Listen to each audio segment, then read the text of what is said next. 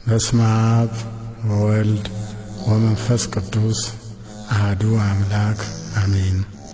መዝሙር 62 አምላኬ አምላኬ ወደ አንተ ገሰግሳለሁ፣ ነፍሴ አንተን ተጠማች፣ ሥጋዬ አንተን እንዴት ናፈቀች።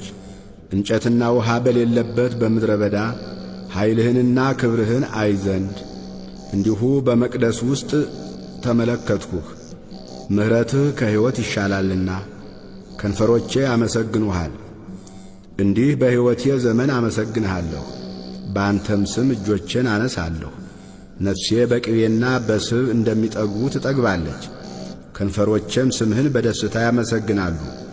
በመኝታዬም አስብሃለሁ፣ በማለዳም እናገርልሃለሁ። ረዳቴ ሆነኸኛልና በክንፎችህም ጥላ ደስ ይለኛልና። ነፍሴ በኋላህ ትከታተላለች፣ እኔንም ቀኝህ ተቀበለችኝ። እነርሱ ግን ነፍሴን ለከንቱ ፈለጓት፣ ወደ ምድር ጥልቅ ይገባሉ፣ ለሰይፍ እጅ አልፈው ይሰጣሉ፣ የቀበሮም ዕድል ፈንታ ይሆናሉ። ንጉሥ ግን በእግዚአብሔር ደስ ይለዋል፣ በእርሱ የሚምል ሁሉ ይከብራል። ሐሰትን የሚናገር አፍ ይዘጋልና